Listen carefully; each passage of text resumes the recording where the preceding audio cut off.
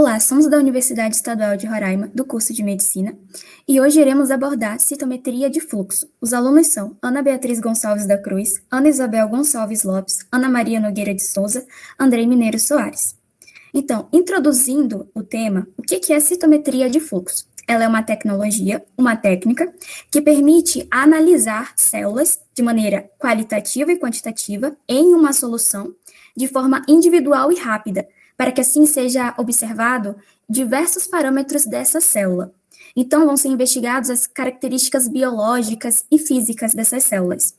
Além disso, ela tem grande importância para a microbiologia, para a imunologia, para a infectologia e para a oncologia, porque a partir da citometria de fluxo consegue ser analisado o tamanho da célula, os grânulos, a estrutura do DNA, o ciclo celular, citocinas, fatores de crescimento, a questão das as vesículas que podem apresentar. Então, tudo isso vai ser importante ser analisado. E olhando para a figura ao lado, consegue-se ver como é que funciona esse processo. Então, ele é dividido, normalmente, tradicionalmente, em três partes, o do fluxo tradicional. Possui sistema de fluidos, óptico e eletrônico. Vamos voltar para o slide anterior para olhar melhor. Então, tá. O primeiro passo é que essas células vão estar, ou as partículas vão estar em uma suspensão. E essa seria o sistema de fluidos. E essa suspensão vai ser levada até uma câmara, que seria a câmara de fluxo. E essa câmara de fluxo, com o tempo, vai fazer com que a solução seja gradativamente afunilada e vai formar como se fosse uma fila indiana. E isso vai levar ao foco hidrodinâmico. Esse foco hidrodinâmico, ele permite o alinhamento das células pelo princípio de Bernoulli. E é aí, nesse momento, que os lasers vão interceptar as células, que seria o ponto de interrogação. E aí, entramos no sistema óptico. O sistema óptico ele vai ser composto pelos lasers, por espelhos e prismas. Então, no caso, o laser ele vai incidir, ele vai interceptar essas células. E com isso, essas células, as moléculas vão estar marcadas e vão ser excitadas por esse laser. Então, a partir dos detectores, vai ser levado para a direção frontal, essa luz que incide nas células vai ser levada para a direção frontal e também para a direção lateral. Quando vai para detectores frontais, vai identificar o tamanho do celular. Quando vai para os detectores laterais, isso vai identificar a complexidade celular, por exemplo. E isso, a partir desse sistema óptico, mais tarde, o sistema eletrônico vai converter esses sinais em sinais digitais, e eles vão ser representados de maneira gráfica. Além disso, temos que, com o passar do tempo, foram surgindo novas técnicas para a citometria de fluxo, de maneira a modernizar essa tecnologia. Então, entrando na parte da instrumentação, pode passar. Falamos sobre o fluxo tradicional e temos o foco acústico. Ele vai utilizar de uma onda ultrassônica para melhor focalizar as células, ou seja, ele permite a maior entrada da amostra, sem que haja dificuldade no trânsito dessas células. Além disso, tem os classificadores de células que vão purificar a coleta para analisar posteriormente. Tem também a imagem, que vai ser a combinação da citometria tradicional com a microscopia de fluorescência, que é bastante usada. Tem também o de massa, que vai ser a combinação da espectrometria de massa de tempo de voo e a citometria de fluxo. Tem também a análise da matriz de grânulos, que é bem interessante porque equivale a 100 testes de ELISA. Tem os analisadores espectrais, que vai ser tipo de citômetro de fluxo. Mas, apesar de tudo isso, o tipo mais utilizado são os tubos fotomultiplicadores, que são a tecnologia padrão dessa técnica de citometria de fluxo.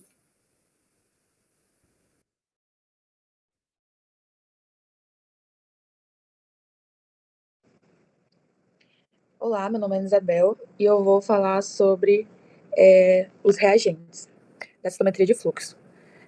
A gente tem as pequenas moléculas orgânicas, que são moléculas orgânicas pequenas. A gente tem um exemplo da fluoresceína, da Lexafluor 488, Pacific Blue, entre outros. E eles são comumente usados para a conjugação de anticorpos. Eles têm um aspecto de emissão consistentes, mas um pequeno deslocamento de Stokes. Stokes é a diferença entre o comprimento de onda de excitação e o comprimento de onda de emissão, que são dá aproximadamente de 50 a 100 nanômetros. Eles também são estáveis e são razoavelmente fáceis de conjugar os anticorpos. A gente tem logo em seguida as ficobiliproteínas, que elas são grandes moléculas de proteínas derivadas de cianobactérias, dinoflagelados e também de algas. E elas são, como elas são moléculas grandes, elas têm um peso significante, é um peso molecular significante. Um exemplo dela é a ficoeritrina. Devido ao seu grande tamanho, como eu falei, essas ficobiliproteínas, elas são excelentes para a citometria de fluxo quantitativa, uma vez que geralmente elas têm uma proporção de proteína para fluorocromo de 1 para 1 durante a conjugação. A gente tem também os pontos quânticos, que são nanocristais semicondutores, que têm espectros de emissão de fluorescência estreitos, e eles são associados ao tamanho de um nanocristal. Eles são excitados de forma ideal com lasers ultravioleta ou violeta mesmo, mas podem ser minimamente excitados por diversos lasers. Essa excitação mínima complica a compensação da fluorescência quando os quantodots são usados em experimentos de multiparâmetros. Por causa de alguns problemas de compensação e de dificuldade de conjugar esses quantos anticorpos, esses reagentes foram amplamente substituídos e foram substituídos pelos corantes de polímetro em painéis de coloração de multiparâmetros. Agora, falando sobre esses corantes poliméricos, eles consistem em cadeias de polímero que coletam sinais de luz e eles podem ser ajustados para absorver a luz e também emitir luz em comprimentos de ondas específicos com base no comprimento da cadeia de polímero e também das subunidades moleculares que são anexadas. Esses corantes, eles são muito estáveis e têm uma eficiência quântica semelhante aos que eu falei das ficobiliproteínas. Uma vez que esses corantes de polímetros, eles podem ser feitos para absorver a luz apenas em comprimento de onda específico, eles evitam problemas com a excitação do laser múltiplo, que era o problema dos pontos quânticos, que torna os reagentes dos quantos difíceis de se usar em experimentos de multiparâmetros. A gente tem o tandem-tandem, que são os corantes em tandem, que acoplam quimicamente ficobiliproteínas ou os corantes de polímetro com pequenos fluorocromos orgânicos para criar um corante que usa a transferência de energia de fluorescência para aumentar os fluorocromos disponíveis, que podem ser excitados como a única fonte de laser. Os anticorpos de cadeia polimérica usam esse mesmo método para aumentar os fluorocromos disponíveis, que podem ser excitados com esse único laser. Os corantes em tandem, eles são extremamente brilhantes, com grandes valores de deslocamento de Stokes, que foi aquilo que eu falei, aproximadamente de 150 a 300 nanômetros, o que é muito útil para lidar com a baixa densidade de antígenos. Agora a gente tem os conjugados de metal para a citometria de massa. Esses anticorpos, para uso em citometria de massa, são conjugados a íons de materiais pesados, de isótopos únicos, na série dos lantanídeos, da tabela periódica. Essas sondas são não fluorescentes e elas são aplicáveis apenas para a citometria de massa. Eles são conjugados de anticorpos adicionais que estarão disponíveis assim que os outros elementos metálicos forem avaliados para adequação a essa plataforma. Agora a gente tem, pode passar a página. A gente tem as proteínas fluorescentes, que elas são frequentemente usadas como sistemas de repórter para expressão gênica. O mais comumente usado é a proteína fluorescente verde, que essa proteína ela foi clonada para gerar outras proteínas fluorescentes ciano e uma outra proteína que é a fluorescente amarela. As proteínas fluorescentes excitadas de violeta e verde e também amarelo são especificamente usadas em citometria de fluxo. Novas proteínas fluorescentes estão sendo comumente e continuamente descobertas e geradas. E atualmente existem várias centenas com aspectos de excitação e emissão variando de ultravioleta ao infravermelho próximo. A gente tem os corantes de ácido nucleico, que esses corantes de ácido nucleico ligam o DNA, o RNA ou os dois. E eles são usados amplamente para quantificar o DNA para análise do ciclo celular. E também para discriminar cromossomos para classificação. Também para fazer a classificação de células-tronco, usando a análise de população lateral, viabilidade celular e também para a classificação de bactérias. Os corantes de proliferação, elas são baseados na proliferação celular, que pode ser medida pela pulsação das células, algumas células específicas, e em seguida também pela coloração com um anticorpo dessas células específicas e com um corante de DNA. No entanto, esse método ele não permite estudos de proliferação a longo prazo, e cada célula é permanentemente marcada com corante, e as gerações subsequentes dessas células, elas herdam quantidades menores desse corante aplicado, devido à diluição do corante, né? Mas esses corantes, eles não afetam o crescimento ou morfologia celular, eles são adequados para os estudos de proliferação a longo prazo. A gente tem os corantes de viabilidade, que a viabilidade celular, ela pode ser medida através da exclusão desses corantes ou pela ligação de um corante de amina dentro de uma célula para determinar se a membrana celular ela está afetada ou ela foi impactada. Os corantes de exclusão, eles não podem ser fixados e eles são adequados apenas para células que não são infecciosas e são analisadas imediatamente. Esses corantes de ligação de amina, que são de viabilidade, podem ser fixados e usados para células que são infecciosas, mas elas são células que precisam ser curadas para antígenos internos e células que precisam ser armazenadas antes da aquisição. A gente tem agora os corantes indicadores de cálcio, que os corantes indicadores de cálcio, eles sofrem uma mudança de cor ao se ligarem ao cálcio. E eles são usados para indicar a ação celular. Os dados são expressos com a proporção dos dois comprimentos de onda associados ao cálcio e ao corante do ligado e do não ligado. Pode passar. Agora, falando sobre imunologia.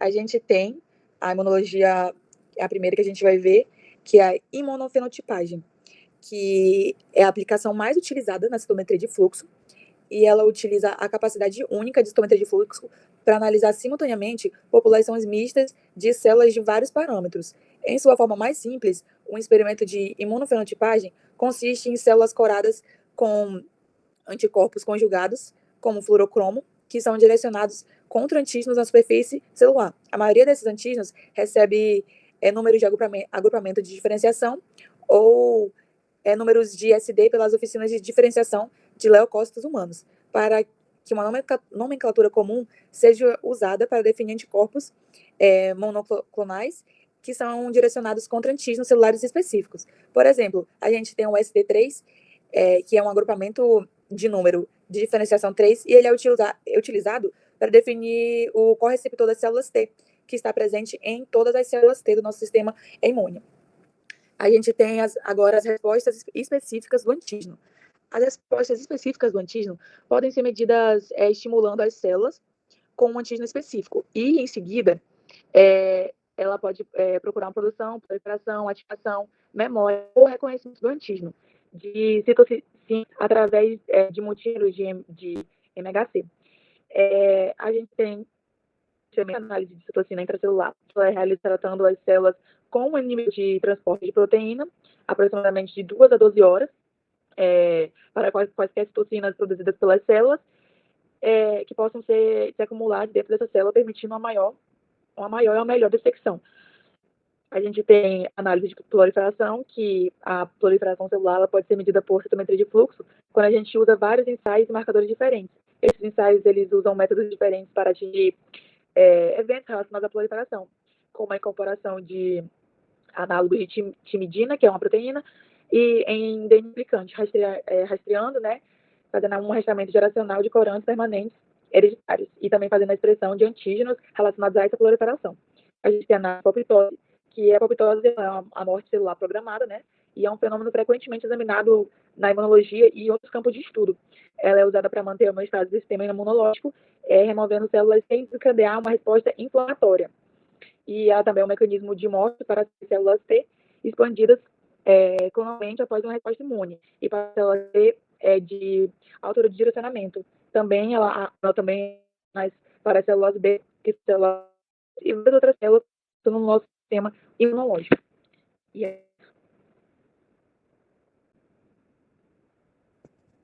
Dando continuidade, eu vou falar sobre a biologia molecular relacionada à citometria de fluxo. Como já foi citado, a citometria de fluxo está relacionada e baseada em seus resultados na qualidade, na quantidade e nos constituintes celulares. Por isso é importante analisar os parâmetros de análise da citometria de fluxo. Esses parâmetros podem ser divididos em quatro parâmetros: estruturais, funcionais, intrínsecos e extrínsecos. Esses fatores estruturais são ligados exatamente às estruturas celulares e os funcionais às funções que a célula desempenha. Os extrínsecos aos fatores que estão relacionados aos componentes que estão localizados dentro da célula e os extrínsecos que ultrapassam o intracelular. A gente relacionando esses parâmetros podem se estabelecer ordens para classificar e organizar todos esses procedimentos que são realizados a partir da citometria de fluxo. Por exemplo, os extrínsecos, juntamente com os estruturais, classificam como as proteínas fosforescentes, que já foram citadas, e também a morfologia da célula. Fatores extrínsecos e funcionais já estão relacionados à ativação celular, apoptose, proliferação celular e o estado redox. Já fatores extrínsecos estruturais já estão ligados a conteúdos do RNA e do DNA, taxa de DNA e RNA, estrutura da cromatina, proteínas básicas, grupos químicos, antígenos, açúcares e estruturas dos citoesqueletos, como as organelas. Já fatores extrínsecos e funcionais são estudos e funções relacionadas à membrana celular, à atividade enzimática, à endocitose, à síntese de DNA, os receptores variados, o potencial da membrana e também fatores que são importantes para o bom funcionamento celular, como o cálcio, o pH e a carga de superfície dentro da célula de superfície. E dando continuidade aos procedimentos, eu vou citar aqui 4 deles. O primeiro deles é a análise das proteínas fosforescentes. Como já foi destacado, essas proteínas são grandes marcadores de expressões de proteínas. Normalmente, essas células são transfectadas, ou seja, é inserido um plasmídio que contém uma sequência promotora e codifica um gene de interesse juntamente com a proteína fosforescente. A expressão da proteína fosforescente é usada como indicador da expressão no gene de interesse, assim facilmente identificável nas amostras. Mais recentemente, a expressão de um complemento de fosforescência é dividida em bi e tripartidário, ligada a outras proteínas, que permite ainda uma detectação do RNA da proteína, o que é uma evolução, que são interações entre proteína e proteína. Essas metodologias revolucionaram a detecção de células isoladas, porque elas ligam não só RNA e proteína, mas possibilitam exatamente essa difícil detecção dos RNAs. A próxima seria a análise do ciclo celular. Os ensaios da análise do ciclo celular é um dos fatores mais importantes que se desempenham dentro da citometria de fluxo. Consiste em uma coloração do DNA com uma quantidade saturada de corante de ligação ao DNA. Na maioria dos casos, as células são fixadas a uma solução de etanol de 70%, que permite às células, em seguida, serem coradas com o corante que foi imposto a elas. No entanto, existem alguns corantes que podem entrar nas células vivas e manchar o DNA sem prejudicar as células. Nesse tipo de análise, as amostras são adquiridas com uma taxa de fluxo baixa, com uma aplicação linear. Em seguida, analisada através de um aplicativo de modelagem para determinar as fases do ciclo celular. Pode passar. O próximo seria a citometria de fluxo de tradução de sinal. Essa citometria de fluxo, combinada com a citometria de fluxo fosforescente, que já foi mencionada, é um local de hibridização entre esses dois procedimentos para detectar a expressão do RNA junto com a expressão das proteínas, já que essa técnica requer uma otimização do painel da coloração, uma vez que nem todos os anticorpos conjugados com o fluocromo, né, que é o corante utilizado, vão resistir ao tratamento de 40 graus centígrados pela incubação de 1 hora. É uma técnica útil para os anticorpos, já que eles não são disponíveis para um alvo de expressão de RNA e não podem ser usados em qualquer lugar. E, por último, a citometria de fluxo de RNA. A citometria de fluxo de RNA combina a citometria de fluxo com, de novo, a fluorescência, com, de novo, também um local de hibridização. para detectar a expressão do RNA junto com a expressão das proteínas também. Essa técnica, ela requer uma otimização também desse painel de coloração, o que vai possibilitar uma maior amplitude do resultado.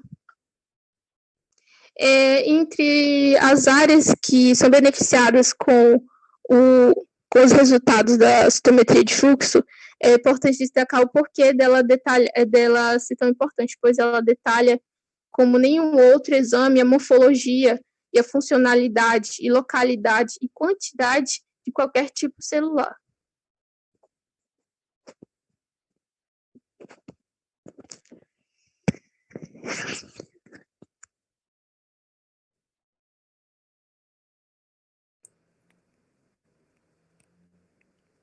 Oi, meu nome é André Mineiro e eu vou dar continuidade ao trabalho. Vou falar um pouco sobre a classificação de células e outras aplicações.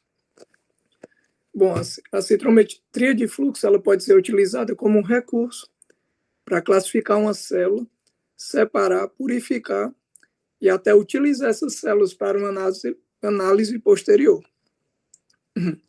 Em essência, qualquer célula que se tornar fluorescente, ela pode ser separada por um classificador de células. Os tipos mais comuns de amostras são células transfectadas, que expressam uma proteína fluorescente, células troncos, linfócitos infiltrantes de tumor, células tumorais e populações de leucócitos. É importante também fazer uma consideração de que, para que seja feita essa classificação em qualquer tipo de célula, é necessário aumentar a quantidade de anticorpos para que haja uma coloração de grande quantidade dessas células. Bom, outras aplicações. Tem a contagem absoluta de células, e essa contagem absoluta de células ela pode ser adicionada a qualquer experimento de imunofenotipagem. Esse procedimento ele irá utilizar esferas fluorescentes de uma concentração já conhecida, que são adquiridas durante a coleta da amostra. Essa amostra ela será analisada e o número bloqueado de células para essa população de interesse é comparado com o número de grânulos adquiridos na mesma amostra para gerar o número de células por milímetro. Já a citometria de fluxo quantitativo, essa citometria ela usa um padrão baseado em grânulos para gerar uma curva de coloração de quantidade conhecida de fluorescência. Essas células elas são adquiridas com a mesma configuração do instrumento e a análise de regressão linear. Ela é usada para calcular a quantidade de fluorescência nas células e, dependendo do sistema de esferas usados, pode ser expresso como anticorpos ligados por células, capacidade de ligação de anticorpos ou molécula de fluoroclomos solúveis equivalente. É importante também saber que os padrões de equivalência molecular de fluorescência solúvel, eles podem ser usados para converter medições de intensidade de fluorescência arbitrária em número de moléculas fluorescentes, gerando assim uma curva padrão e a regressão a partir dos dados em qualquer experimento específico. Já os ensaios de grânulos multiplexados, eles são um conjunto de grânulos revestidos com anticorpos contra proteínas solúveis específicas ou ácidos nucleicos, e cada esfera terá uma quantidade conhecida de fluorescência e um alvo específico, que irá fornecer uma localização para a esfera na matriz, e esse ensaio ele utiliza um software especial para calcular a quantidade com base na fluorescência. Bom, já os ensaios de fagocitose, ele utiliza biopartículas ou moléculas ou bactérias marcadas com fluorescência, e assim é possível detectar a fagocitose usando a citometria de fluxo. As bactérias elas são marcadas com corante sensível ao pH, e ele só fica fluorescente quando esse pH, quando ele é exposto a um pH mais baixo do fagossomo. E isso vai indicar com que as bactérias, indicando quando as bactérias são fagostadas. Análise e classificação de pequenas partículas. Então, usando a citrometria de fluxo com sensibilidade aprimorada, é possível detectar e classificar os exossomos e outras partículas.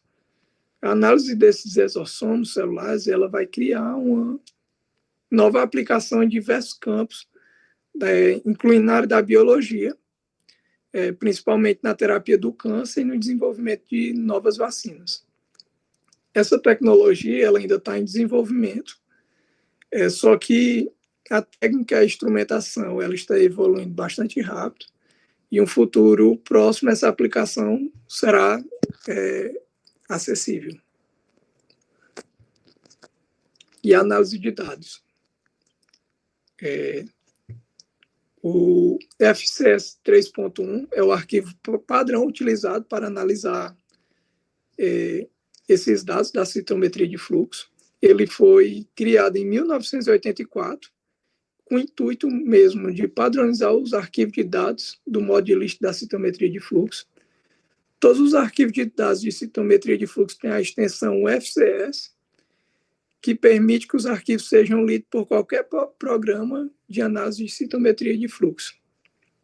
A análise convencional de citometria de fluxo consiste em desenhar uma região em torno de uma população de células e aplicar essa região a outro parâmetro dentro do experimento. Isso vai permitir, assim, com que os grupos específicos de células sejam selecionados para análise posterior de marcadores. Vários programas de computador, além de softwares, podem fazer análise desses dados, e os mais populares é o FlowJo, FCS Express e o WinMDI. Já a análise do ciclo celular, eles usam modelos de diploidia para determinar a fase do ciclo celular, e ela é representada pelo histograma de DNA. O ModFit-LT é o programa dedicado a esse tipo de análise. Além disso, podemos ser utilizados o FlowJo. E a análise de dados dimensionais elevados. Ela é uma análise de dados de alta dimensão, contendo mais de 14 parâmetros. É utilizado em estratégias convencionais de controle de fluxo, porém é um método bastante demorado. E por isso é possível perder populações interessantes de células, porque as relações entre os marcadores não são facilmente determinadas, usando métodos tradicionais de passagem. Os programas mais utilizados para análise de dados de alta dimensão são o SPADE, TSN, PCA e o Flock. E a conclusão é que a imunofenotipagem por citometria de fluxo é atualmente uma ferramenta indispensável para o diagnóstico hematopatológico. E nos últimos anos, muitos progressos foram alcançados em instrumentação, novos anticorpos e fluorocromo e programas de análise. Consequentemente, houve um grande avanço no conhecimento da patogênese, da neoplasia hematológica e novos marcadores diagnósticos e prognósticos foram descritos. A referência que foi utilizada foi essa, e muito obrigado.